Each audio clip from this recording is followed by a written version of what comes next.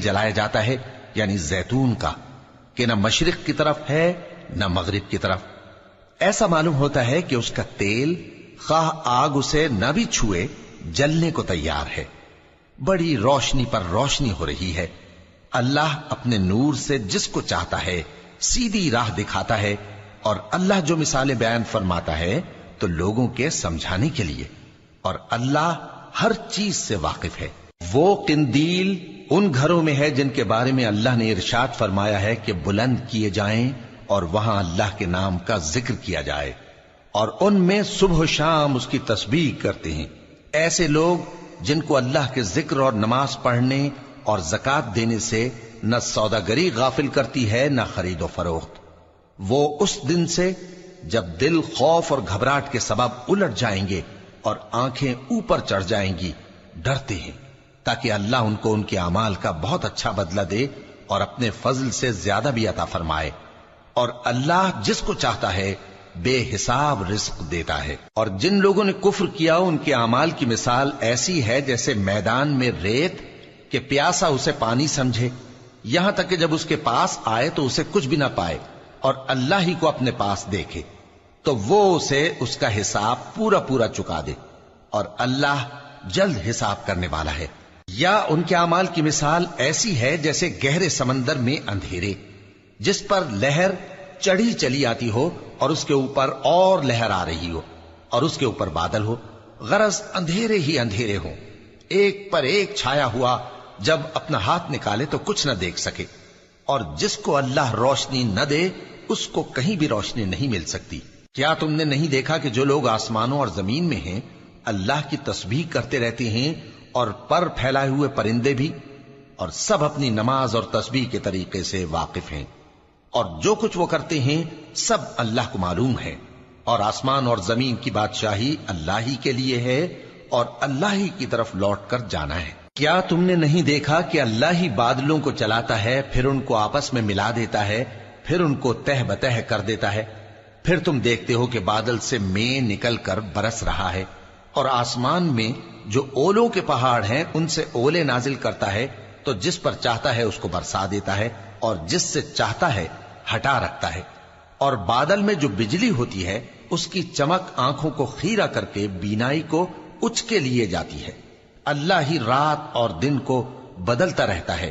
اہل بصارت کے لیے اس میں بڑی عبرت ہے. اور اللہ ہی نے ہر چلنے پھرنے والے جاندار کو پانی سے پیدا کیا، تو ان میں سے بعض ایسے ہیں کہ پیٹ کے بل چلتے ہیں، اور بعض ایسے ہیں جو 2 پاؤں پر چلتے ہیں، اور بعض ایسے ہیں جو 4 پاؤں پر چلتے ہیں. اللہ جو چاہتا ہے پیدا کرتا ہے. بے شک اللہ ہر چیز پر قادر ہے. ہم ہی نے روشن آیتیں نازل کی ہیں، اور اللہ جس کو چاہتا ہے سیدھے راستے کی طرف ہدایت کرتا ہے. اور بعض لوگ کہتے ہیں کہ ہم اللہ پر اور رسول پر ایمان لائے اور ان کا حکم مان لیا، پھر اس کے بعد ان میں سے ایک فریق پھر جاتا ہے، اور یہ لوگ صاحب ایمان ہی نہیں ہیں. اور جب ان کو اللہ اور اس کے رسول کی طرف بلایا جاتا ہے تاکہ پیغمبر ان کا قضیہ چکا دیں، تو ان میں سے ایک فریق منہ پھیر لیتا ہے، اور اگر ان کو حق ملتا ہو تو اس کی طرف قبول کر کے چلے آتے ہیں. کیا ان کے دلوں میں بیماری ہے، یا یہ شک میں ہیں، یا ان کو یہ خوف ہے کہ اللہ اور اس کا رسول ان پر ظلم کریں گے؟ نہیں، بلکہ یہ خود ہی ظالم ہیں. مومنوں کی تو یہ بات ہے کہ جب اللہ اور اس کے رسول کی طرف بلائے جائیں تاکہ وہ ان میں فیصلہ کریں تو کہیں کہ ہم نے حکم سن لیا اور مان لیا، اور یہی لوگ فلاح پانے والے ہیں. اور جو شخص اللہ اور اس کے رسول کی فرما برداری کرے گا اور اس سے ڈرے گا اور اس کا تقوی اختیار کرے گا تو ایسے ہی لوگ مراد کو پہنچنے والے ہیں. اور یہ اللہ کی سخت سخت قسمیں کھاتے ہیں کہ اگر تم ان کو حکم دو تو سب گھروں سے نکل کھڑے ہوں. کہہ دو کہ قسمیں مت کھاؤ، پسندیدہ فرما برداری درکار ہے. بے شک اللہ تمہارے سب اعمال سے خبردار ہے. کہہ دو کہ اللہ کی فرما برداری کرو اور رسول کے حکم پر چلو. اگر منہ موڑو گے تو رسول پر اس چیز کا ادا کرنا ہے جو ان کے ذمے ہے، اور تم پر اس چیز کا ادا کرنا ہے جو تمہارے ذمے ہے. اور اگر تم ان کے فرمان پر چلو گے تو سیدھا رستہ پالو گے، اور رسول کے ذمے تو صاف صاف پہنچا دینا ہے. جو لوگ تم میں سے ایمان لائے اور نیک کام کرتے رہے ان سے اللہ کا وعدہ ہے کہ ان کو ملک کا حاکم بنا دے گا، جیسا ان سے پہلے لوگوں کو حاکم بنایا تھا. اور ان کے دین کو جسے اس نے ان کے لیے پسند کیا ہے مستحکم و پائیدار کرے گا، اور خوف کے بعد ان کو امن بخشے گا۔ وہ میری عبادت کریں گے اور میرے ساتھ کسی چیز کو شریک نہ بنائیں گے، اور جو اس کے بعد کفر کرے تو ایسے ہی لوگ بد کردار ہیں۔ اور نماز پڑھتے رہو اور زکوٰۃ دیتے رہو اور پیغمبر کے فرمان پر چلتے رہو تاکہ تم پر رحمت کی جائے، اور ایسا خیال نہ کرنا کہ کافر لوگ ہم کو زمین میں مغلوب کر دیں گے، ان کا ٹھکانہ دوزخ ہے اور وہ بہت برا ٹھکانہ ہے۔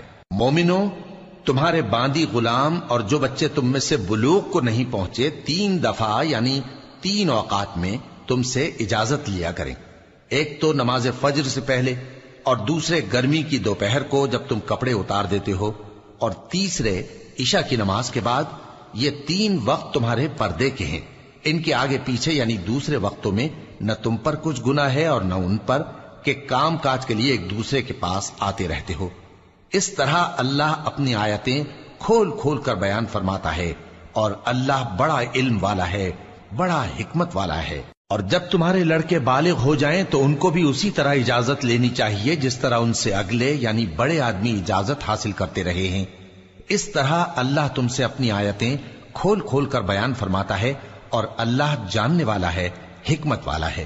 اور بڑی عمر کی عورتیں جن کو نکاح کی توقع نہیں رہی اور وہ زائد کپڑے اتار کر سر ننگا کر لیا کریں تو ان پر کچھ گناہ نہیں، بشرطے کہ اپنی زینت کی چیزیں نہ ظاہر کریں، اور اگر اس سے بھی بچیں تو یہ ان کے حق میں بہتر ہے، اور اللہ سنتا ہے، جانتا ہے۔ نہ تو اندھے پر کچھ گناہ ہے اور نہ لنگڑے پر اور نہ بیمار پر اور نہ خود تم پر کہ اپنے گھروں سے کھانا کھاؤ، یا اپنے باپ دادا کے گھروں سے، یا اپنی ماؤں کے گھروں سے، یا بھائیوں کے گھروں سے، یا اپنی بہنوں کے گھروں سے، یا اپنے چچاؤں کے گھروں سے، یا اپنی پھوپھیوں کے گھروں سے، یا اپنے ماموں کے گھروں سے، یا اپنی خالاؤں کے گھروں سے، یا اس گھر سے جس کی کنجیاں تمہارے ہاتھ میں ہوں، یا اپنے دوستوں کے گھروں سے۔ اور اس کا بھی تم پر کچھ گناہ نہیں کہ سب مل کر کھانا کھاؤ یا جدا جدا۔ پھر جب گھروں میں جایا کرو تو اپنے گھر والوں کو سلام کیا کرو، یہ اللہ کی طرف سے مبارک اور پاکیزہ تحفہ ہے۔ اس طرح اللہ اپنی آیتیں کھول کھول کر بیان فرماتا ہے تاکہ تم سمجھو۔ مومن تو وہ ہیں جو اللہ پر اور اس کے رسول پر ایمان لائے، اور جب کبھی ایسے کام کے لیے جو جمع ہو کر کرنے کا ہو پیغمبر کے پاس جمع ہوں تو ان سے اجازت لیے بغیر چلے نہیں جاتے۔ اے پیغمبر، جو لوگ تم سے اجازت حاصل کرتے ہیں وہی اللہ پر اور اس کے رسول پر ایمان رکھتے ہیں، سو جب یہ لوگ تم سے کسی کام کے لیے اجازت مانگا کریں تو ان میں سے جسے چاہا کرو اجازت دے دیا کرو، اور ان کے لیے اللہ سے بخشش مانگا کرو، کچھ شک نہیں کہ اللہ بخشنے والا ہے، مہربان ہے۔